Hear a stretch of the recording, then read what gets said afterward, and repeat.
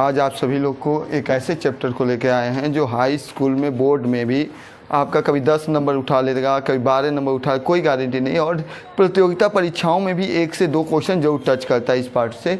तो आप 9th में भी पढ़े होंगे, मीन समांतर माध्य पढ़े होंगे।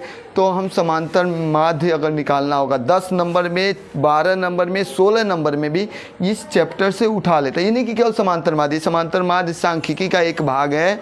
और सांख्यिकी जब हम आप सांख्यिकी चैप्टर हम जब पढ़ते हैं उसमें समांतर माध्य आता है, तो सबसे पहले समांतर माध्य आपको पढ़ना है। और समांतर माध्य निकालने के लिए कैसे हम समांतर माध्य निकालते हैं, सबसे पहला ट्रिक आप देखेंगे। किसी अंक का भी समांतर माध्य निकालना हो, आंकड़े में न दिया हो, सिंपल दिया हो, 2, 4, 6, 10 इस तरह दे दिया हो। मैंने एग्जाम्पल बताया आपको शुरू से लेकर आपके एक्सरसाइज से, एनसीईआरटी से लेकर आर.एस. अग्रवाल के सारे किताब का मैं क्वेश्चन टच करके आपको पढ़ा बताऊंगा रोज़। आज एक दिन में तो सारा वीडियो नहीं डाल पाऊंगा, लेकिन आपको रोज़ नए नए आपके टॉपिक पर डालता रहूँगा। तो पहले बस समांतर माध्य अगर सिंपल में दिया हो, अगर समांतर माध्य निकालना हो तो समांतर माध्य निकालना है तो इसको समांतर माध्य बराबर होता है, समांतर माध्य बराबर जिसको हम इंग्लिश में मीन बोलते हैं, कुल पदों का योग बटे कुल पदों की संख्या। कुल पदों का योग होता है कुल पदों का योग बटे कुल पदों की संख्या, कुल पदों की संख्या।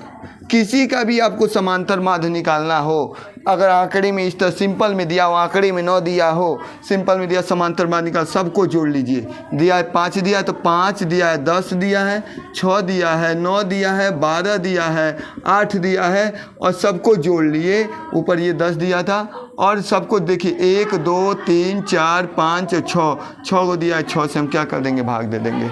तो किसी का भी समांतर माध्य निकालना है तो कुल पदों का योग बटे कुल पदों की संख्या जोड़ लेंगे। जितना भी संख्या दिया रहेगा, ये नहीं मैं दे रहा हूँ कि यही दिया रहेगा, कोई भी संख्या दिया हो सबको जोड़ लेंगे। 5, 10, 6, 9, 12, 8 सबको जोड़ लिया। गिन लेंगे 1, 2, 3, 4, 5, 6 से भाग दे देंगे। जितनी भी संख्या रहेगा, औसत का या समांतर माध्य का है, सबको जोड़ के उसी से भाग दे देते हैं। जोड़ लीजिए 10, 5, 15, 15 और 6 21, 21, 9 30 और 30, 12 कितना होता है 30 और 12 42, 42 8 कितना होता है 50, 42 8 कितना होता है 50, 50 बटे कितना होगा 6।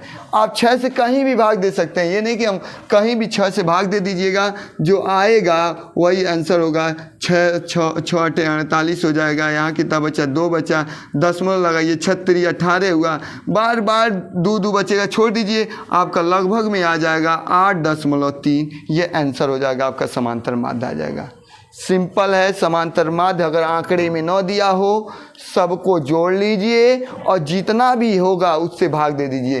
अंक बदल सकता है, सवाल इसी तरह लगाएंगे। जितनी भी संख्या दिया रहेगा, अगर समांतर माध्य आपको निकालने के लिए बोल दिया गया तो सबको जोड़ के और जितना भी हो उससे क्या कर देते हैं, भाग देते हैं। 1 2 3 4 5 6 होता, 7 होगा, 8 होगा, 9 होगा, जितनी भी संख्या होगी सबको जोड़ लेंगे और जितनी संख्या होगी उससे हम क्या कर देंगे, भाग दे देंगे। तो हमारा क्या निकल जाएगा, समांतर माध्य। ये अगर क्वेश्चन आता है तो बहुविकल्पी में आएगा, 1 नंबर में ये क्वेश्चन आएगा। 1 नंबर से बेसी में नहीं आता है, 2 नंबर कभी कर लेगा लेकिन उससे बेसी नहीं आएगा। पहला टॉपिक इस तरह से क्वेश्चन आपको उठा दिया।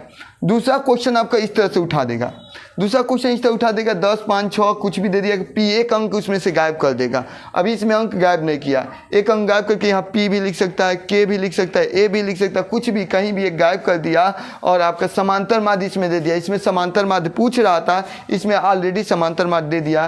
तो find the value of P.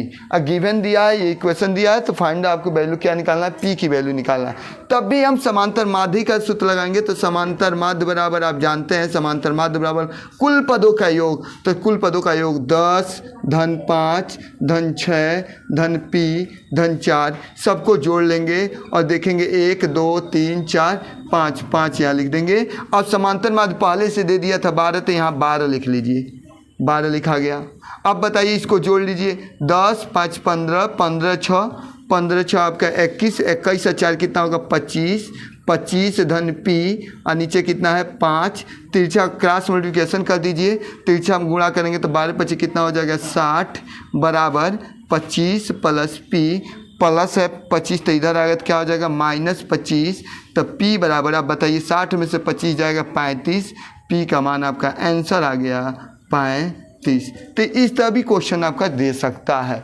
Question आपका ये बना सकता है कि आप दे देगा और बीच में से एक अंक गायब कर देगा और समांतर माध्य दे देगा। क्यों समांतर माध्य पी नहीं गायब किया होता, कुछ अंक दिया होता तो सबको जोड़ लेते, जितना है उतना से भाग देते, लेकिन इसमें समांतर माध्य पहले से दे दिया है और पी का मान या ए का मान या के का मान कुछ भी पूछ देता है तो आप सूत्र वही लगाइए, समांतर माध्य बराबर कुल पदों का योग बटे कुल पदों की संख्या। सबको जोड़ के इधर समांतर माध्य पहले से दिया है तिरछा गुणा करके, जो भी पी दिया रहेगा तो पी का मान निकलेगा, के दिया रहेगा तो के का मान दिया रहेगा। इस तरह